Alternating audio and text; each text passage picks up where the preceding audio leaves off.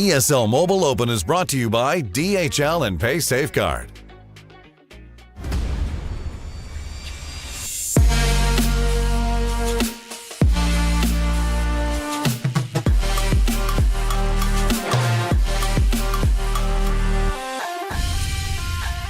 Hello and welcome to the ESL Mobile Open weekly recap. The final week of the second ladder has finished and the teams are now locked in for the play-ins and putting in their practice for this weekend. And we are going to be bringing you all of the highlights from Europe, Middle East and North Africa. My name is Banks and I am your host, and joining me in the virtual studio is of course Lethal. Hello Banks, nice to be in your presence once again, and you're absolutely right though, you know, it's the final week and we've seen some ridiculous ladder changes and so many different teams across the board. We just can't wait to go through it all and see what exactly has happened over the last week. Well, the big questions that are being asked from our viewers right now is, did my team make it into the play-ins? Who didn't make the cut? And all will be revealed during this show. But before we get into all the action, let's take a quick look at the ESL Mobile Open format. Welcome to ESL Mobile, the home of mobile esports. ESL Mobile is a global program designed to give you an opportunity to compete in your favorite mobile games, featuring multiple game titles, taking place in 3 regions and offering 2 levels of competition. There's something here for everyone. ESL Mobile Open is the gateway to competitive play, free to join and open to any resident of our supported regions. This is the best way for you to enjoy the thrill of victory and take your shot at winning cash prizes. Each season of Mobile Open will consist of 2 ladders, and the top competitors from each will qualify for the Mobile Open play-ins. ESL Mobile Challenge is your path to glory. If you are a top competitor in the Mobile Open play-ins, you will earn a spot in the Mobile Challenge season. The top team from each ladder will skip the play-ins and qualify directly for the Mobile Challenge season. This is where you'll have the chance to compete against the best players in your region. At the end of each season, top Mobile Challenge players will compete in the Mobile Challenge Finals to determine a winner and be crowned their region's champion. ESL Mobile is for everyone. This is your opportunity to join a diverse and growing community of players across the world and see just how far you can go. Lethal and myself are going to be taking you through some of the most insane clips from each of our ESL Mobile Open titles. And we're going to kick things off with PUBG Mobile. Now, Lethal, I've heard there's now some crazy new skins in PUBG Mobile. What are your thoughts on the leaderboard right now? Well, we've seen a change. Number 1 in EU and not number 1 anyway. They have slipped into 2nd place. But for Romanian boys, though, they've been right tight in here. And just look at some of the stats. 399 kills this week and 3 extra wins. Sadly for number 1 EU, 40 less kills and not as many wins for Romanian boys as it is only 0. So some interesting stats here, but 4 Romanian boys have been on absolutely on a tear in terms of their slaying ability. They have indeed. RRQTR, who are 3rd in the leaderboard right now, 343 kills. So our top 3 are the only 3 teams that have managed to secure over 300 kills, accumulating all of those all-important points. And the top 8 are going to be advancing into the finals. And OP Devils, they only made it in by 2 points. That's it. RGX team didn't quite make it, and there was only 2 points separating them from getting into those all-important finals. And RGZ, RGX, sorry, not RGZ. I mean, imagine not making it by 2 kills. I mean, absolutely insane, Lethal. It's just the tiniest mistakes or the most minor errors have sadly cost RGX. They're a very good team as well. We had some great stats from them in previous weeks, but I feel sorry for the fact that they did not scrape on by. But OP Devils have always been dancing with the devil in terms of actually being in that final spot to try and secure it through. But very, very lucky, but at the same time, they've had some good placement and good kills over the last few weeks. So they have definitely deserved it. But we never know, we could see RGX another time. I mean, something to mention as well, even more of a dagger in the heart, and I don't mean to lay it on thick, RGX, I feel sorry for you, but you had more kills and more chicken dinners than OP Devils that were sitting in 8th. It's just OP Devils were a bit more consistent with their placing in each and every match that they entered into. But we're going to jump straight in to Erangel. It's going to be our first drop, and we're going to jump in with Team GL to kick things off. We're just south of shooting range right now, and Lethal, take us away, mate. Yeah, Nini here, we're just seeing what he's going to be up to. Does have 1 kill to his name, but team kills 11. That's a great start during this map. Does have the Scar in hand. Still rocking the 3 and the 2 and the bag as well. We've got a few meds here and there, 5 bandages and a med pack, but does spray Avix just a little bit there, but he has managed to get away. And looking at the entire team is pretty much in his face, and he's trying to find a way to maybe push on up, but he's just outside the circle. He is on the slow side of the circle, so he may be able to creep on round, but at the same time he could go for this placement. We'll have to see, because it's going to be a real struggle bus pushing on through.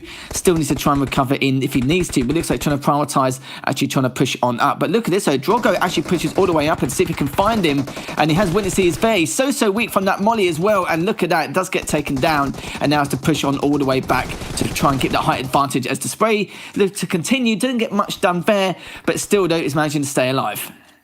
5 alive, 3 teams remaining, 19 kills for DRM right now, and they are definitely in a great position right now. It is literally them and 2 solos. So what are they going to be able to do? We've got 3 alive, and we got the high ground as well. So what do? We just sit tight. Let the smokes provide some cover for yourself. Allow the solos to push in towards you, and then you can just pick them off. Easy peasy. However, there's still time on it. What can 4K do? What can TZ do on the left-hand side? I mean, Lethal, what do you do in that position? Oh, it's going to be very tough. Without that numbers advantage, you're limited to what you can actually do here. As Drogo is still rocking the level 3 helmet still, so he's still got a little bit more armor to his name to make something happen. There is 5 alive, still got 3 teams to deal with, but he is going to try and take down Master, which someone else actually takes down for him. Actually, no, he does actually take him down, so excuse me, he's still rocking that N4, looking to find out if he can take up this last player, or one of the last players. There's still 4 remaining, but good spray down from him just to equal the damage count compared to what he was retaliated with earlier on, and still it's looking very tough. But you can remember, Drogo still near that circle, does have the circle advantage here as he's trying to recover. He's got no meds left, he's got no bandages, med kits, painkillers, energy drinks, you name it. He's got absolutely nothing here. He's waiting for Allo just to see if he can push on up, but we'll throw some utility just to keep him at bay if he can, with only 3 alive now. Still biding his time. This is exactly what he needs to do. Doesn't need to push up, has the height advantage, has the cover, and he has the circle as well. So he's in a very good spot, and you can see there he managed to take that with ease, and he had all the advantages to his name, so he was in a perfectly good spot and didn't need to move out in the requirements necessary. So all good from him.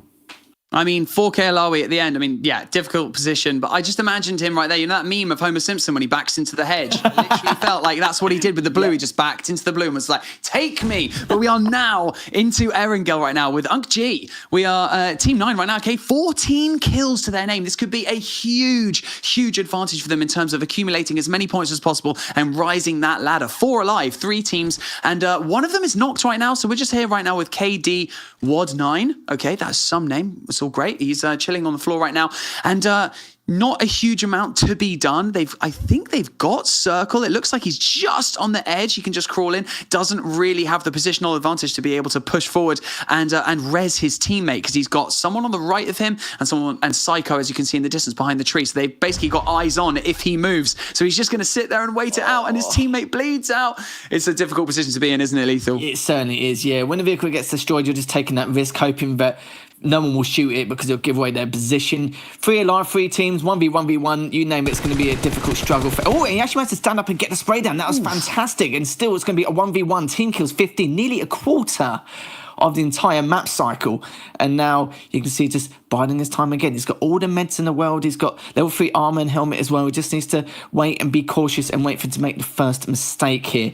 As I do feel like the player he's against does have the circle. He's trying to crawl in, but you've got to remember, what's he going to be able to do here? What's he going to be able to, what's his options are? Like, he can't really flank around because he's got a bit more height, and you can see that his opponent's going to have a bit more advantage of laying down and see if he can catch him off guard. But so far, just waiting to the very last second to see if he does attempt to crawl in here, and I can understand his patience. And to be fair, let's have a look at the sofa. It's got 10 bandages, 3 meds, so he can heal if he can, but I don't think he's going to even take the option here. I think it's literally just going to be a run and gun, and whatever happens, happens, as he is going to be a snake in the grass, as you love. Banks is just going to call on forward to see if he can find him, but don't be surprised if these two stay on the floor and just wait for that next engagement. Oh, actually, no, Massive jumps up, actually takes it, but he gets cleaned up at the very last second.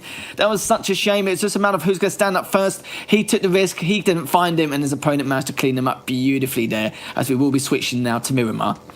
It could have been a 16 kill win. It could have been a plus 30 point game right there, but unfortunately it just didn't happen. Back over with Unk G once more, and Push is just coming up straight into this. He's over by this cargo that he's just dropped down, the crate. He's going to just use it as cover right now. It doesn't need to move any particular distance. He's comfortably in the circle. It is a 3v3v1. And this is the point that I'm trying to make from last time, Lethal, as well. When you have a solo just milling around somewhere, and it happens to be the same solo as our Rudden, and he gets taken down. But it's difficult, isn't it? You don't want to make a push just in case he peeks you and decides to try and get a kill, because he's already secured the third spot, you know, and it's a solo versus 2 trios. He's in a difficult position. But we managed to get another drop there from Push.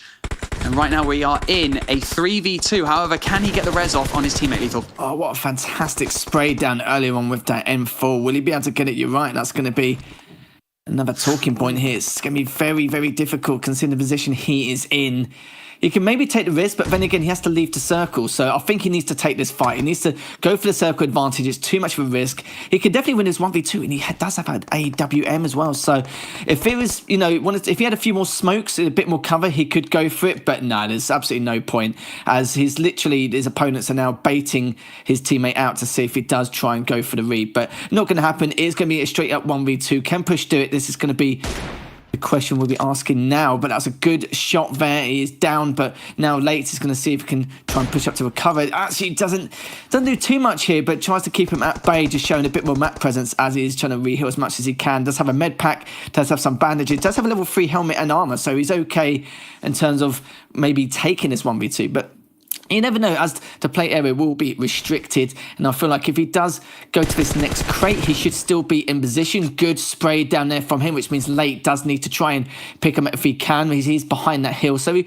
shouldn't be too much of an issue here, but the only problem is, will he be able to take him down once more once this next circle at least restricts now, Banks? This is going to be the next question.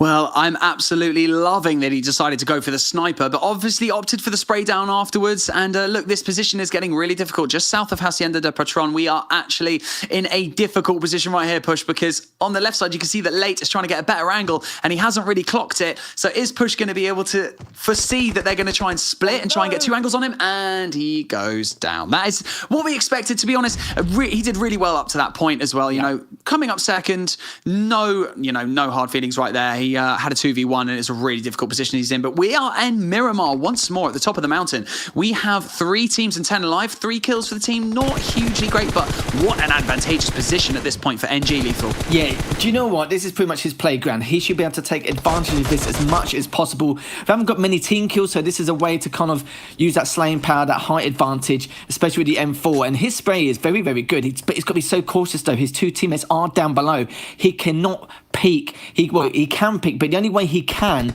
is if his 2 teammates down below actually, you know, fire some bullets, some rounds, just to show their map presence, and then be able to clean up from there, or at least use that as a distraction point to then continue on afterwards. So it should be okay here. There shouldn't be too much of an issue. His teammate is next to him if anything does happen, and they're in the perfect spot. But you've got to remember that if his teammate next to him also drops down, he can't be res. So, and he actually does drop down here, Banks. So it's all on his own. So he cannot take the bait. He needs to stay alive here. If he doesn't, then it's going to cause some big issues here. He actually does get cleaned up in the end, and no one can pick him up. So that's such a shame. That's huge trouble now for Team NG.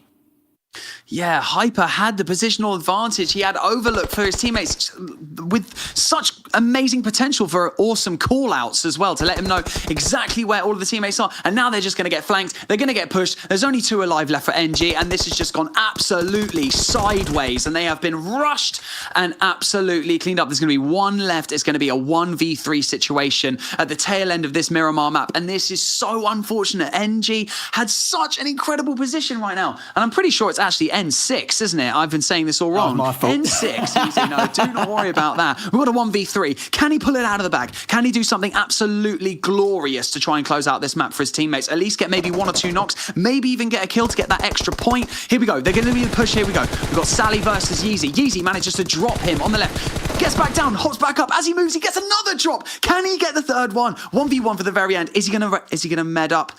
He's going for the med. Could this be a difficult ending? I'm not really sure. He's going to get push just before he manages to get off the med kit, and he gets dropped at the very end. Head in hands moment for both myself and Lethal. That was such a difficult ending, wasn't it, mate? Yeah, like, he should have just accepted it and took it on the chin. He was on at least 60% HP. There's no point using the med pack because it's only going to fill you up to 80, and, you know, they're definitely not going to give you time to use, like, painkillers or energy drinks to heal up to 100, let alone anything else. You might as well just take in the fight. Don't get me wrong, the 1v2 he took was brilliant, great aim accuracy, good fundamentals from him, but he should have just think, well, do you know what, let's just clean up the last play and see what happens. Maybe he thought there was one extra player, I don't know. And even earlier on, they had such massive height advantage earlier on. I think it wasn't just, you know, we were talking about how the fact that that player on top actually got taken down by one of the other players who was behind the rock. I think he assumed that his teammate was still next to him at top, and then he realised that actually all three of them were dropped down, and that's when they got pincered straight away. So he saw some teams with massive advantages in terms of positional advantage, but didn't abuse it in the end. So it's a little bit of a shame, but, you know, they still did pretty well nonetheless. Well, week 4 for PUBG Mobile wrapped up nicely in a bow, and those top 8 teams are going to be advancing into the Challenge Series, so congratulations to them. And to keep up to date with everything happening at the ESL Mobile Open, don't forget to put !social in the chat and give us a follow so you can stay up to date with everything as we progress through each week, and then as we approach those ever important Challenge Finals. And we have all the action from this week in Clash Royale coming up after the break.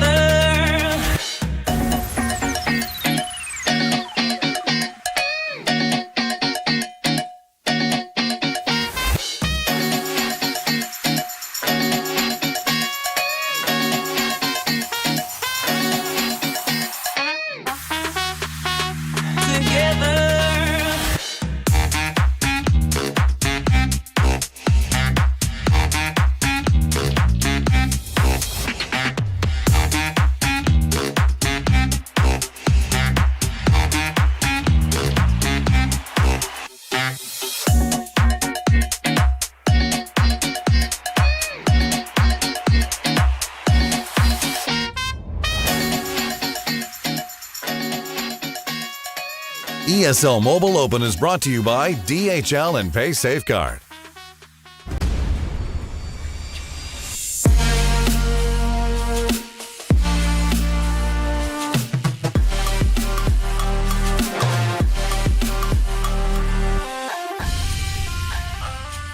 We've seen our Clash Royale competitors adapt to a more aggressive style of play in the past few weeks, which is always more fun for us, Lethal, to cast over. So which card would you like to see a little bit more of? Oh, do you know what? I was thinking the flying machine or maybe something else, but actually we saw that quite a lot a couple of months ago. We haven't seen it as often as we would like, so maybe something else like that. Or, you know, I was just trying to think from the top of my head what else. You know, we've seen the skeleton army quite a lot, but like then again, that was in the past and it's kind of dwindled out of the meta ever since because we've seen so many Valks because the Valkyrie's got, you know, so many defensive attributes there. So, yeah, maybe the couple I would like to see a little bit more, but it depends really what type of deck you're actually seeing.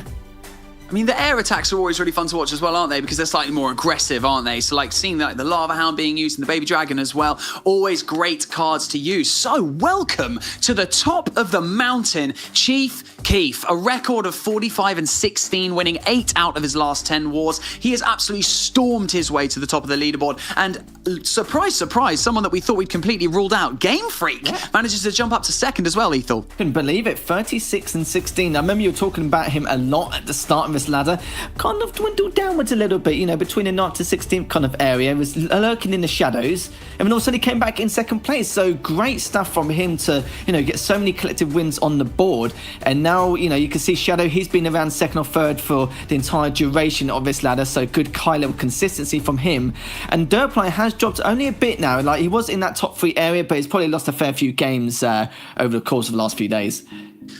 Yeah, I mean, something that you may be thinking to yourselves as a viewer right now is, where on earth is Lucas GSM, the person that we have been focusing on quite a bit during the second ladder because he's been so impressive. I mean, he's all the way down in 13th. And Dark Knight is joining him down in 14th. 2 of the players that were securely in the top 8. So there's been some serious rejigging right now. I mean, Lucas GSM has played 115 wars. He's played 115 matches right now, and he's only won 6 out of his last 10, right? But his record is 69 and 46. Absolutely unbelievable. But I mean, quantity, quality, a little bit of a mesh of both. It's really difficult to say which is better and, you know, which is a bit more of a useful tactic going into these ladder matches. However, we're going to jump straight into the man that we've already been talking about. Game Freak and Lucas went head to head, and this was a pretty impressive war, I've got to say. Lucas with the Furnace, the Mother Witch, the Goblin Giant, Fireball, Goblin Hut. You know, we've seen him use things like the Furnace quite a bit in previous weeks, and they've been really successful for him, haven't they, Lethal? They certainly have indeed, yeah. He was using a lot of Furnaces. He had 2 Furnaces out behind his right tower at one point. I think that was against David last week, if I remember correctly. And yeah, it was balmy just how he was actually using it to such an effective manner. He got very good value out of it as well. And we did see a lot of Graveyard last week. We might be seeing it again, as you can see from the top. You do see the P.E.K.K.A as well, and you do see the Night Witch. So, you know, a few things could come into play here. And on the other side, Lucas does have the Fireball if things get a little bit out of hand. The Goblin Giant does have the Mother Witch as well, just to, you know, inflict extra damage along the course of the way with the Furnace. So we have to see if the synergy works here for Lucas. You mentioned before as well that the Valks are being used quite a lot. Now, obviously, Game Freak isn't using the Valk right now, but something that's a great substitute for the Valk as well is the Fisherman. So useful in defense and a great asset to Game Freak's deck right now as he tries to push through with the P.E.K.K.A. Great tanking troop. However, it's cost 9 elixir. Now, such great tanking and just, you know, so great on defense. And obviously, if he manages to make it to the opposing tower, can inflict so much damage. But I mean, it's just hard when something costs 9 elixir. You have to commit so much to it, and I think that the P.E.K.K.A is just a bit slow, isn't it, Lethal? Let's be honest. Yeah, it does a huge amount of damage, but that's if it gets to one of the towers, or maybe it gets to, you know, one of the Teslas or the Inferno Tower, etc. But yeah, you can see from there it's just not worth its weight in gold, and I'm not even joking about that either, considering the amount of armor it's got to push on through towards one of the towers. But the tower on Game Freak's side, the left tower, has already been destroyed. He's going for the King Tower now straight away, but look at this though, Pace. He's already inflicted quite a lot of damage, and the Furnace has already gone down, but you can see there Lucas has another Furnace in his back pocket if he needs to use that straight away. I mean, also, I need to apologise wholeheartedly already that the P.E.K.K.A actually only costs 7 elixir. He is level 9. That is my bad right now. Okay, so the P.E.K.K.A costs 7, so it's all good. But yes, like you've already mentioned, Game Freak is in such a poor position right now with barely any damage done on Lucas's left tower, and that's the only one he's really inflicted any damage on. You know, popping out those emojis and laughing. I don't know why he's laughing, because he is not doing fantastically right now. Starting to aim the Fireball now at the enemy King Tower. And look at this push on the left-hand side. Look at all those Spear Goblins, the Hogs, the Elite Barbarians, and the Mother Witch. He is going absolutely full send. Lucas GSM is absolutely caning his way towards Game Freak TV, and that is a GG right there. An overwhelming performance right there from Lucas. So, don't really know why Game Freak just gave up quite easily towards the back end there, but hey, Lucas absolutely deserved that win, in my opinion. Yeah, maybe Lucas's deck, he's seen it before, and he knows it during the late game, it's very difficult to kind of like counter in any way with the current deck he had. And you're right, you know, with the P.E.K.K.A, sometimes it could be weight and value, but at that time it just wasn't at all. Like, it does a huge amount of damage, but it's just not worth it if you can't even get to any of the towers. So Lucas did a great job there, just keeping that flow of consistency with the troops and making sure he kept him at bay. And look at this, so you know, it's going to be, we're going to see who the most electrifying man in sports entertainment is going to be with the Sparky in his deck, and we see Lucas as well with that E-Drag. So we're going to see what's going to happen here for both these teams, because it was a very convincing game for Lucas in that last one. The most electrifying in sports entertainment. I like the way you think, Lethal. Here we come with the Elite Barbs on the right side, being met by Lucas's very own Elite Barbs. But yes, we are looking at the electrifying cards right now, as I mean, potentially we're going to see them in use very shortly, because they're getting the feelers out for each other right now. Lucas and Game Freak aren't exactly putting everything into these attacks just as yet. They're just getting the feel for what the opponent has in their deck. E-Drag still waiting patiently in Lucas's deck, and there comes the big man as he rolls down this right-hand side from Game Freak TV. Yeah, I should have said I wanted to see the Sparky, because, you know, we don't really see it often at all. Like, you know, it's on rare occurrences. The E-Drag does come out just to try and see if it can take down as fast as possible, but should be okay here. And he did have the Tornado as well if he needed to get all those troops back. So you can see that, yeah, Game Freak is using those laughing emojis quite a lot. Maybe it's just partially due to insanity, doesn't know, but like, what else can you do here at this point to try and counter Lucas's deck? Is looking very, very strong, but does have the minion back, does have the Sparky again if he needs to use it, the E-Barbs as well. But Lucas just needs to try and defend this if he can. Should be okay here. Still has a few minions in his back pocket. Does have the E-Drag again. Does have the Golem as well, just to swerve things into his favour, just to tank damage and let him recover. So we'll see what Lucas can do here. But like I said, he had a very good start into game one, but don't be surprised if Game Freak does try and come back here. But the question is, what is he going to use next? He's got plenty of options. I mean, absolutely decimating right now. Lucas on that right side tower only has 858 left, but however, his own is 944, so actually fairly even as the Skelly Drags start to push forward, and just this Goblin Giant just has so much tanking ability. You really have to start chipping away at his HP as soon as he gets deployed. E-Drag and the Golem being put out there for tanking for himself, but this Goblin Giant finally goes down. It's just such a tank of a troop. 812 and 858 right now, very, very even. Can Lucas put the nail in the coffin by taking out Game Freak's right side tower? It looks like it's going to come down to the wire as we approach the 20-second mark, and this is when, you know, you've really just got a full send, which is exactly what he's doing. Look at this, you've got the Golems on the right, the E-Drag as well, along with the Skeleton Drags, and the E-Barbs absolutely going all out towards this, and see you later. That is the first star with 7 seconds left on the board, and Game Freak, once again, pulling out those emojis. Not really sure what is going through his mind, but I don't even know if I want to know, Lethal. I don't know either. He's just obviously, you know, witnessed defeat. He knew it was coming. Again, great synergy with the deck that Lucas was using, and it just got to a point where in the late game, his deck just couldn't handle it. Maybe, like I said before, with Lucas, he's probably witnessed his deck a few times in the past and sayed, obviously his opponent as well. And it's very difficult because Game Freak's obviously witnessed it, which is why he's like, well, if it gets to a certain point after like the 19th, 122nd mark, that, you know, it's still going to go into overtime, it's just going to get worse and worse and worse for him, and he won't be able to defend any of the pushes from Lucas. So good stuff from Lucas once again. It's a shame about his position on the leaderboard, but some good stuff from him there. So we'll be going into our next game between David and Potato. And if I remember rightly, David was 10th, has dropped down to 15th, and Potato's has been going right up on that leaderboard, hasn't he, Banks? He has indeed. Potato is now sitting in 4th, but look at these decks. They're so very different. I mean, the Elite Barbs, as per, being used as well. David Rooney in the defensive side of using the Fisherman, but he's got the Royal Giant along with the Mother Witch and the Log and the Fireball. Now, the only kind of similarity in this right now is Potato. He's got the Fireball and the Elite Barbs as well, but he's rocking the Bandit and the Princess as well. So exciting, like, well, interesting almost to see how this is going to play out. But here we go. David Rooney starting off on this left side with the Fisherman to see if he can kind of hook back any of these potential invaders from Potato's deck. And it'd be nice to see the Mother Witch being put to more use. It seems like every single time the Mother Witch gets deployed from either side, no matter what we've seen in ladder 1 and ladder 2, she just always gets taken out immediately. And you know, she's had a little bit of a buff as well, so I don't know if it'd be worth buffing her a little bit more. But I mean, Lethal, what can you expect right now from these Goblin barrels that are being launched over at David Rooney's defenses?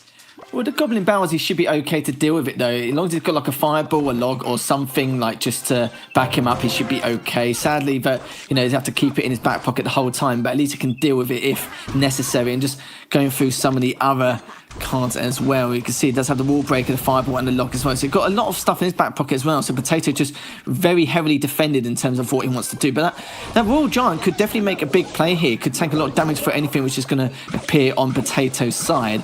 But Potato, you know, hasn't really taken too much damage here compared to what David has done earlier. Does have that Mega Minion as well if he needs to, you know, reveal that, which he has done already. So, you know, you can see he was waiting for that opportunity to kind of release that and push that left tower. Again, left tower not taking too much damage. It won't be taking any more here at all because the Mega Minion can't even get to that left tower considering the HP he had. But does have that Goblin Barrel once again to push towards that left tower. But he has the log, good defense again, and making sure that he is all-rounded in terms of what he needs to try and do in order to keep a Potato at bay.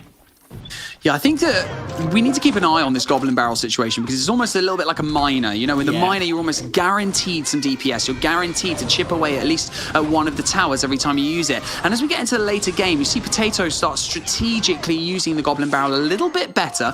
But the thing that's worth pointing out a lot more with regards to the skill level of these players that we're watching as well is their defensive abilities. The attacking, you know, obviously there is strategic placement of your attacks as well, but the defensive strategies are so important in this game. And I mean, utilizing everything to your, you know, to your maximum capability. And look, that the Goblin Barrel being launched over on that right side tower, a little bit of damage chipped away, 1-2-1-9 right now.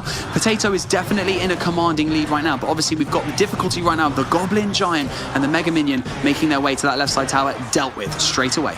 The problem is with the Goblin Barrel, each Goblin, like the hit points is so low, so it can be easily cleaned up with, you know, a fireball or a log, etc. And it's, you know, very tough. It's only 3 elixir, but with a log you can just counter it with 2, so it's actually more value in your favour pushing it up. So the miner, I do feel like, you know, even though it doesn't do as much damage, it can stay alive longer, it can do the guaranteed damage which you so desperately desire, like especially towards that late game trying to take down one of these towers. Speaking of the Devil, he's only on 576 HP on that right tower, and the left one still dwindling a fair amount here, and depending on how far we go into overtime, we'll see how well David can try and defend this, because he's barely even touched the towers on the side of Potato. He's been looking very good. We've been talking about him a lot as he's one of the players who's quite high up in leaderboard now in 4th. He's using that Goblin Barrel to focus on this left tower now, and look how much damage it's done. He could have used a fireball, but he knows that he can probably survive 1, maybe 2 more Goblin Barrels before he can actually take down that left tower. That's if he actually primarily focuses on that, as the wall breaker does come out too, and he's just switching back and forth. It's going to be a real struggle here for David. Yeah, under 1 minute left in overtime, and this is the kind of time where, you know, the elixir is being built up a lot quicker, so you can actually afford to cycle your spells a little bit quicker. You know, you can use that Goblin Barrel, the log, to chip away at each tower. And look, I mean, they're almost both underneath 600 damage, so he's been chipping away at both sides, which is extremely impressive. And as you can see, Goblin Barrel right here on this left side, how much is he going to be able to get down? 3-8, 184, 85 as they go down. All he needs is a log. How can the log do it? Oh, 13 damage, and he's still managing to chip away on that right-hand side as well. The right side tower is now down to 404. All he needs is another Goblin Barrel, and it is good night. Here we go. The Bombers managed to get it. There you go, in overtime. It took a while. We had 20 seconds left of overtime. It took a while, but he just managed to do it in the nick of time. GG's to Potato there against David Rooney, who actually had been really impressive up to this point. But you know what? We've got some major news about the top of the table in the Brawl Stars ladder. So don't go anywhere, and we're going to see you after the break.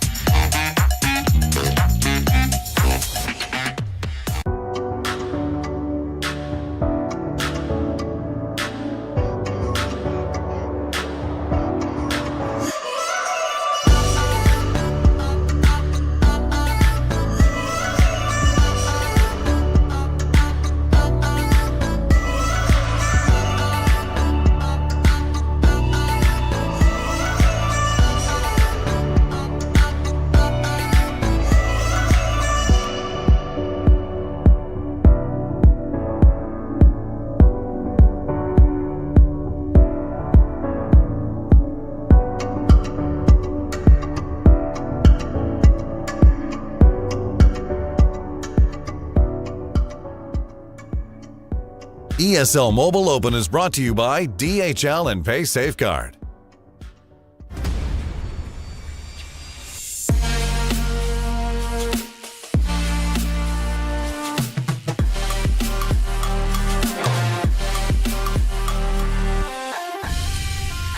The Brawl Stars ladder had an amazing final flurry in the last week of ladder matches. Teams patiently waiting to analyse when they're going to need to start collecting points to stay in the top 9. So, Lethal, did any team particularly impress you up to this point? Well, maybe Tribe may have been, because considering their record at this moment in time, look at that. It's just absolutely silly just looking here. 26-0. Like, that's just madness. Considering there's some good teams like Reply Totem, Na'Vi, Zero Zone, some great teams here. That's just a few as an example. And the fact that they went 26-0 more than deserved to qualify for that first place spot there. And there's some top names. This is what I'm talking about. Even Noble Elite's still there. So the fact that they're able to, progress that far, I think maybe after the first play and they were like, right, okay, let's, bang our heads together and actually get through this nice and easy, a bit quicker than usual, rather than having to go through another plane. Because now they're through, so it's great stuff from them. Yeah, I mean, going undefeated in the second ladder is just unbelievable. And the caliber of the teams that we have competing is just absolutely unbelievable. I mean, worth noting as well, Blood Diamond EU ended extremely well. And FA Trio managed to stay in that second spot the entire time during this ladder, more or less, with a 31-5 record. And their only 2 losses in the last 10 matches they played were both to Tribe Gaming. So it's a little bit unfortunate on their behalf, but then again, just shows the dominance of Tribe Gaming. And then Na'Vi didn't play as many matches, but still managed to stay in the top 5. So again, quality over quantity in that regard, Lethal. Yeah, even in the top 16, we had Zero Zone Spain, and I mentioned before, a very solid team, very good team as well, to say the least. And I was surprised they weren't in the top 9. That was more due to the fact that they haven't really played many games, but during this last week, they've gone absolutely ham. They made sure to play as many as possible to get as many wins as possible as well. Still some of that elo from some of the top teams, and they have done, and they have slid on through. But I'm also extremely happy that Reply Totem also slid in by 12 points. And Totem are a very good team. Like, sometimes, even though people class them as a bottom tier 1, top tier 2 team, it's weird. Sometimes they'll have a fantastic day and, high level of consistency. They'll defeat maybe a tier 1 team, maybe, quite a strong performance against a tier 1 team. Sometimes they'll lose some of the against some of the other tier 2 teams. So it's really weird how inconsistent they are. But when they're on form, yeah, they are hitting their absolute peak. It's phenomenal. Yeah, a surprise team to not quite make it into the plains as well was definitely Blood Diamond Russia. They were so impressive throughout the first ladder. To then only make it to, I think, top 13 was just a little bit disappointing, but also just a surprise more than anything. And speak of the devil, Blood Diamond Russia against FA Gear, 13th position against 34th. This is their bounty match, both rocking Stu, Carl and Tick. I mean, Lethal, a great combination of brawlers to use in this particular scenario, right? Definitely, yeah. This is pretty standard as already now up 11-0, of course, for the blue start as well.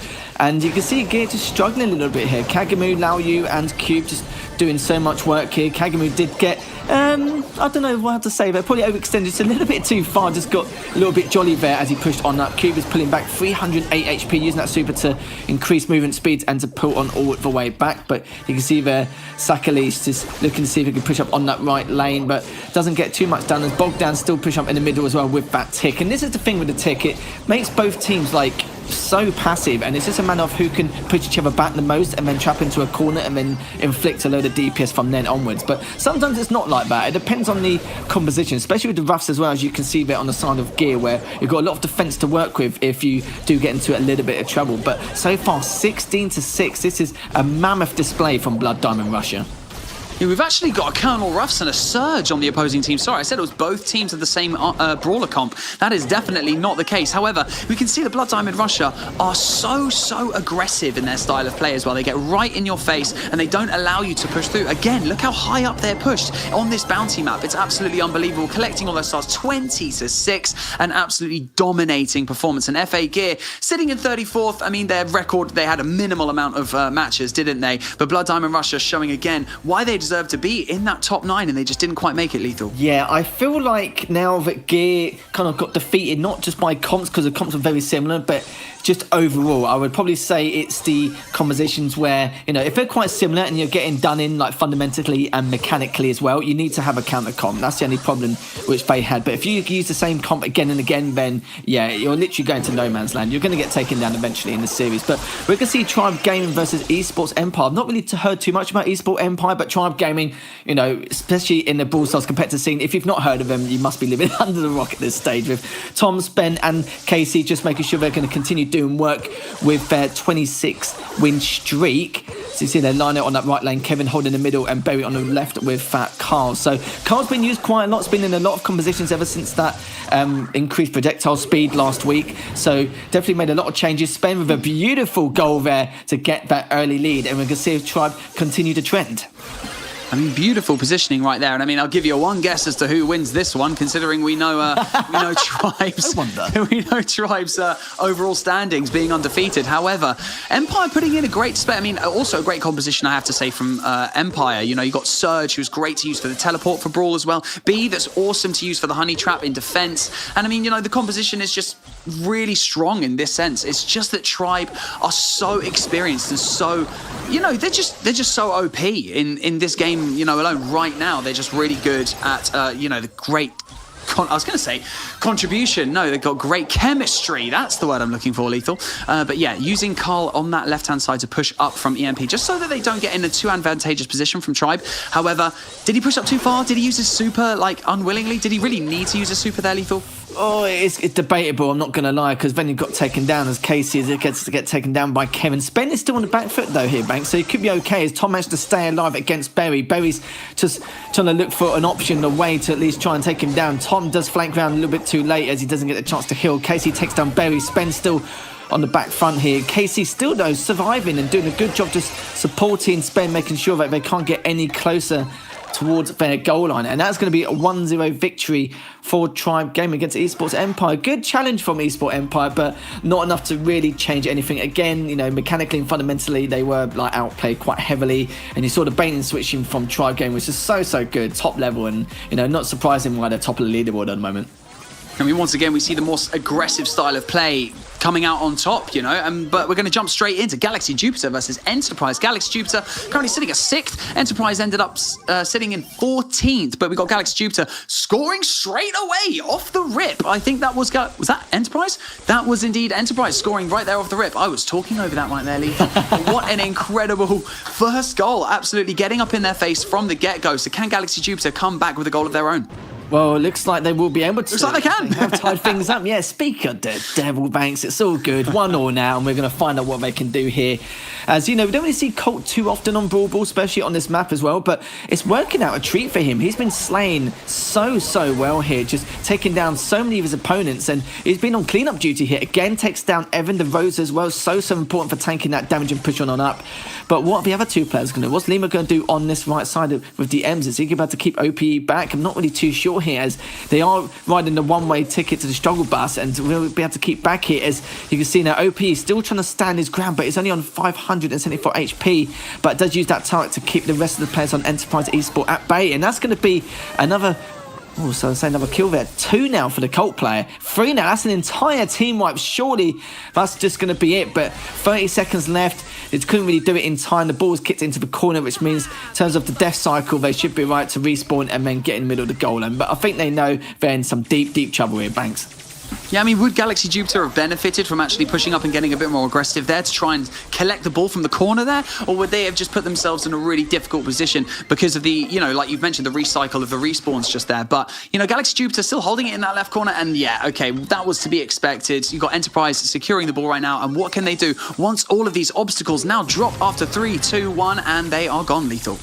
Yeah, it's going to be the range game or who can get a cheeky flank going across and who's going to be the most aware. Awareness is so important in this kind of stage here. As already, OPE does take down 1, still in a 2v3 scenario. But look at this, the push is still coming through, even though they're at a numbers disadvantage here. Finally, Makabu gets taken down. There's only 1 member left. Lima's just trying to stay alive if he can. But I think Evan pushed up a little bit too far here, just using Rose's super to tank the damage even more to see if he can push on through. But it does get cleaned up eventually. But that's a lot of shots taken out there, as already Galaxy Jupiter looking to push on up even further if possible. OPE on that front line, just doing whatever can with that Jesse. But look at this though, the push is coming in for Enterprise Esport. They could be actually able to do something here. A huge amount of damage done onto Zaytax there, and still it's going to be a 1v2. Takes down one, takes down both. Limo can actually push up it if he can. It's got to be super quick though. Only 10 seconds left to try and get a potentially last goal, and it actually does slide in. That's marvellous stuff. Enterprise Esport, by the skin of their teeth, just goes over the goal line. Absurd, but what a comeback though from them. I mean, it does not get any tighter than that. Literally down to the tiniest bit of health and just manages to get it right into the very corner. A really impressive display there from Enterprise. GG's to them for that win right there. But we've already mentioned that you should put !social in the chat, because then you can come over and follow us and stay up to date with everything going on with the ESL Mobile Open, because we're getting to the extremely important part when we're approaching the Challenge Series, the Challenge Finals. It's going to be absolutely insane, and it's all going to be live on your screen. So don't go anywhere right now as well, because we've had a stellar final week from the Clash of Clans ladder. So find out who is sitting at the top of the ladder after the break.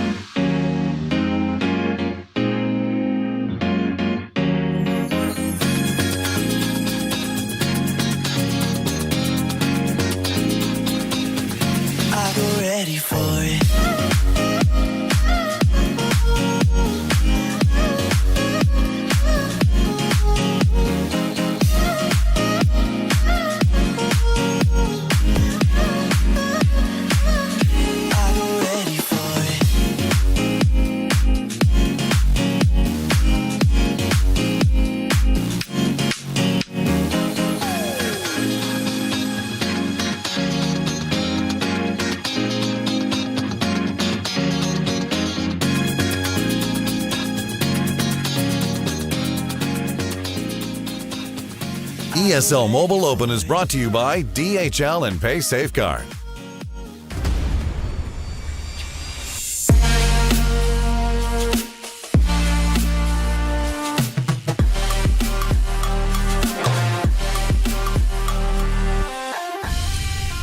What a final week Clash of Clans has had in the ESL Mobile Open, because even without the likes of ATN Attacks, Tribe Gaming and MCES, the skill level is so high amongst our competitors, so you can't rule anyone out, Lethal. And it can't indeed. It's been a very interesting ladder. To be fair, every single game over last week has been absolutely ridiculous. Burger Rangers now back on top and Bad Singer in second place. I'm very happy that Penta are in fifth place. So I was a little bit worried for them. I would have felt so sorry for them if they missed out on another Plains, because they are a very solid team. But I am grateful that they did land in fifth place there, Banks. Yeah, I mean, huge GGs for Burger Rangers, who have got an automatic qualifying position by coming first in the ladder. But the big talk of the town is from 4th all the way down to 10th is literally separated by 10 points. Strikeback didn't make it into the play-ins by 1 point, and that is almost unprecedented. And I mean, you may be thinking to yourselves, where was Cream Esports? They were in the top 3. They've dropped from 2nd to 11th on our table, Lethal. This is what I mean. It's just ridiculous. But even if you look at 15th and 16th, Inquisition in 15th, Time Fail Gaming in 16th. And I think there was another team. I think Zepto, from the top of my head, was maybe 24th or something like that. So it's balmy how the leaderboard has changed massively. I think Clash of Clans has had the biggest, topple from like actually some of the teams come up in 1st and 2nd, dropping down to the top 16. It's just, we could talk about it for days and days on it here, Banks. But we are going to watch this first attack from Lucas on Silent Snipers. Silent Snipers are a very solid team. We saw him in the last play-ins, and we're going to definitely see him again, and we're going to see how this first attack goes in his favour. Yes, Silent Sniper sitting in 4th so they have made it into the play-ins, and we're coming in with a Queen Charge Lalo. We're just going to have to wait and see what is happening with the blimp side of things, but as you can see at the very top of your screen, you might be able to just about see it. He has broken into the wall, and he's going to come in with the Queen from the top side to try and work his way down and open up this compartment. Obviously, one of the things we've noticed in the meta right now is that ice golems are being used in the CC. I mean, off the top of my head, I can basically think that the reason for doing this is to just slow down the Queen Charge as much as you can in order to try and force a time fail, or to force your hand to basically trying to speed up your attack, and then you could potentially do something wrong. A good tactic, but yeah, it just slows everything down. Like you can see the Queen having to take down all 3 ice golems, and she's frozen 3 times in a row, and it just everything. Now we can speed things up again. Okay, the Queen is going to start pushing down from this top side, and we can start the main bulk of this attack, Lethal. Yeah, I was just thinking with the ice golems as well, like even if it doesn't do any DPS, at least it's tanking enough damage to delay the Queen, like you mentioned. But the fact that it used all those spells, that's massive. Like that's huge here coming in, as we can see what the King can do now. He's doing a huge amount here, taking a lot of the defense out, just charging straight end, and nothing can stop at this moment in time with the Wizard Tower, the Archer Tower, the Expos as well, and as well as the Multi-Inferno Tower, just trying to do everything he can. But you've got to be careful about Eagle Artillery. And I saw early on, but look, the Eagle Artillery actually prioritised the King. The King's already been taken down, so that's already a wasted shot. And if I actually went for the Queen earlier on when it was so weak, it could have been a completely different story here, Banks. It might have been a perfectly placed jump spell right there so that the Queen can get into the central compartment, take care of the Town Hall, and she's got the multi to look out for as well. Popping down an invisibility spell as well, which is great news for the Queen, so she can get nice and buffed up from the healers. But the multi is the thing that we've got to potentially worry about, as it might fry up some of the balloons. But here comes the Grand Warden with the main bulk of the Lalo approaching in towards the multi-target Inferno, the scatter shot, and we've even got a load of defensive structures that these balloons are slowly swinging around this bottom left. He's going to wait to use the Grand Warden's Eternal Tome at the ultimate moment. Boom, there he goes. Uses the Eternal Tome. Queen is still full health right in the middle of the base. This is looking really strong, Lethal. It certainly is. It's just a real clean performance here, making sure all the traps from the 12 to 9 o'clock position is completely cleared. You noticed there was nothing, and managed to take out the air defense whilst doing it, pushing all the way into the middle. And so far so good. This should be a 3-star 100% depending on the circumstances, but as long as the rest of the minions and everything like that cleans up some of the storages and the mines, they should be fine, because there's nowhere near enough defense in order to hold this back. Yeah, sure, the Queen's stuck, but it's still doing its duty, and it's still in range of some of the other defenses, so that shouldn't be a problem. But the Queen is worth its weight in gold here. Banks has done so much at the start, good making sure that all the traps are cleared. It's just a very methodical approach from Lucas, and good stuff from him, as he does manage to 3-star 100% against Hugo. I mean, keeping the Queen alive, full health throughout the entirety of that attack is just so important when it comes. I mean, obviously, it's in the word, isn't it? Queen charge Lalo. If you can charge the Queen through the entirety of the base, you are absolutely golden. So can Hugo stick lids? Can he retaliate for Carnage Gaming against Lucas's base? Literally, Lucas was attacking Hugo. Now Hugo is attacking Lucas. Here we go. Carnage Gaming coming in with a Lalo of his own.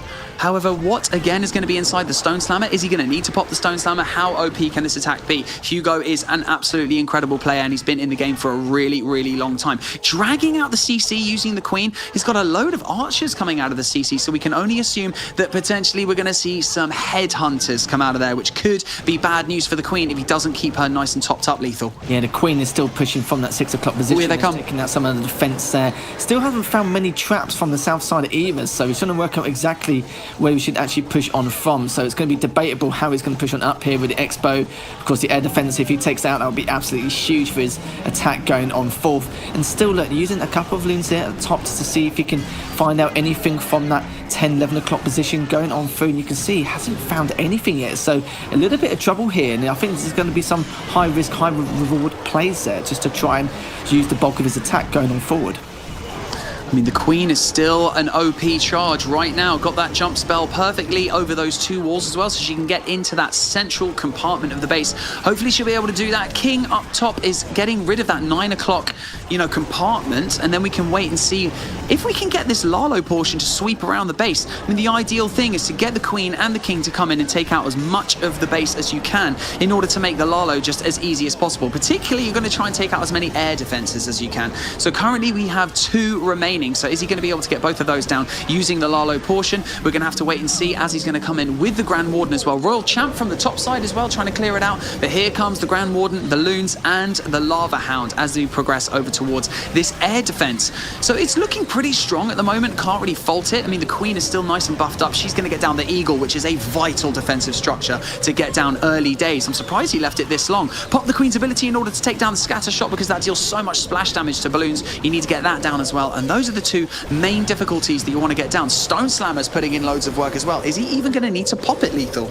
Actually, if he does here, because I was just about to say as well, like in terms of the air defense, it was mostly on the outer sides of the base. So in terms of the layout, that made it a lot easier for Hugo to push on through those balloons. And now it's just going to clean everything up. The minions, there is one more air defense there, but let's be honest, not enough defense in order to make anything happen. Is one of the very last structures to go down with the mines and everything else. So very good stuff from Hugo. Another 3-star and 100% got a lot of value out of that. And it's like I said, a lot of the air defense was along the outside during that 3 o'clock and 6 o'clock position. So by then he knew exactly where to place the bulk of his army, and that was it, all said and done. So another good attack there. Didn't even need to pop the Stone Slammer. An impressive attack there from Hugo. Absolutely incredible. So we've got Epi coming in from Penta right now, and he is going to be coming in with 24 hogs. And he's got some headhunters in his back pocket as well to deal with some of those enemy heroes.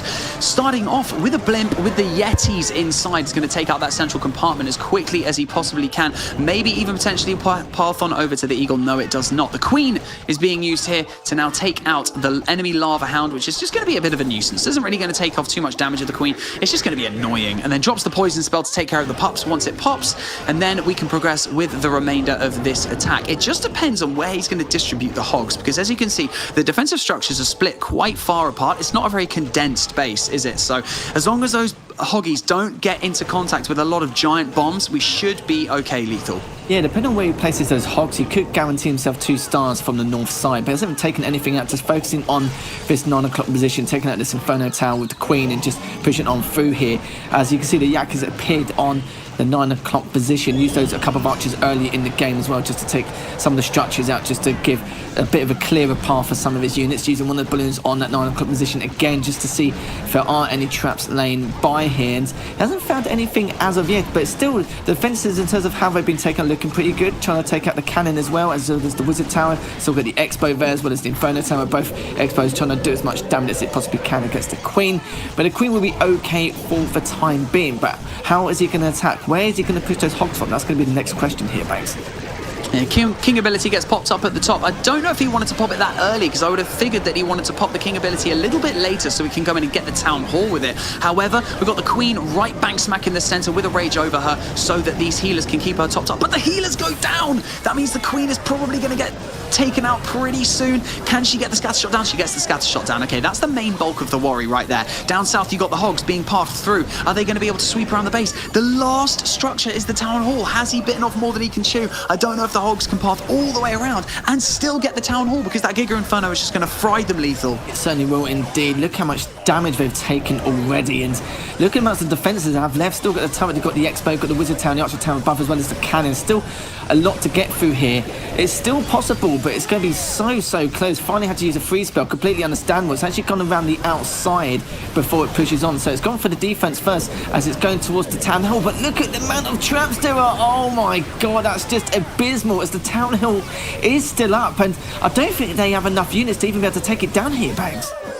really don't think so. I think he was banking on the Royal Champ and the Hogs being able to at least chip away as much damage as possible to get that Town Hall down. But the Royal Champ came into contact with so many defensive structures and so many traps, and that is a 96% 1-star for Epi. And if you get a 1-star at this level against these skilled competitors, you are just looking to kind of, you've almost thrown away the war. And it's really difficult to have to say that because they're so incredibly good, the Penta team. But it's just, you know, it's just GG's from then on, unless GH Rest make a mistake. And here we go with Joker to try and close out the war with the final attack from GH Rest. And he's coming in with the Dragon Army. So what do you do with the Dragon Army? You go in with your heroes and try and take out as many of the defensive structures as you can from one portion of the base. Look, he's popped the Queen's ability to make sure he gets down the Town Hall. And so as many of it has gone down, and then the Dragons can just sweep around the base using the Grand Warden in tow to basically keep them healthy and to pop the Eternal Tome when best. So look, this entire top portion of the base is taken out, and now the Dragons and Loons coming from the left, and look at that beautiful L shape that Joker has created to go down and then back up across the other side of the base, Lethal. Yeah, that's right. Clearing a lot of its defences. The Dragons do have a lot of HP, but it needs the support of the balloons if possible, as Multi-Inferno is now doing a fair amount of damage, not enough to, you know, kind of put a dent in the armour here, as the EUR artillery is looking to try and do something if it can. But again, a fair amount of damage, but not enough to, you know, stop this attack. This is a very aggressive attack, and he's done a great push as well, and still more units coming from the south side. And we're going to have to see if Joker can continue on through, as Muffin doing his best to defend this. The free spell does come in to delay the DPS. The EUR artillery is still trying to put in a few more shots, but you know, not the target he was looking for here. Has been taken down, but still got a little bit more. Still got the Wizard Tower, the Cannon, the Expo, the Multi-Inferno still on that side, but again, another free spell comes down. You can see just doing great work, making the right plays, the right time, the right priorities in terms of what to use, what spell, what time, and what defenses. And it looks like this is going to be pretty clean here, pushing through. Yeah, I think the Joker was hoping to get the multi-target Inferno down way earlier because he's still having to deal with it right now, and it's still taking all the damage off. It basically popped all of the balloons and is basically taking so much damage off these Dragons. Finally, it goes down, and yes, indeed, he does have enough for cleanup, just about. But that could have been a little bit dicey because he popped the Grand Warden's Eternal Tome thinking that the multi would go down during that 8 to 9 second period of the Grand Warden's ability. But you know what? Still manages to clutch up the triple. GG's to GH Rest for closing it out against Penta. GH Rest ended in 3rd. Penta ended in 5th. Absolutely incredible performance there. So Lethal, I have to ask you, what has impressed you the most from this week's highlights? Some of the PUBG clips, especially that team had a huge height advantage and like still lost it. I still can't believe that. I'm sure they were kicking themselves as well. One of the players also winning a 1v3 engagement. That was very close. The wide variety of decks we've seen in Clash Royale. It's nice to see the meta changing all the time. But apart from that, yeah, it's been a great week last week nonetheless. I mean, GH Rest closed it out well, and Burger Rangers GG for coming on top of the Clash of Clans leaderboard. And so week 4 of Ladder 2 is complete. The play-ins are coming up next. So go grab yourself a drink and get prepared for the real battle live on your screens. Thank you so much to my co-host Lethal for all of your hard work, and thank you so much to the production team at ESL. You guys are amazing. My name is Banks, and I'll see you next time. Think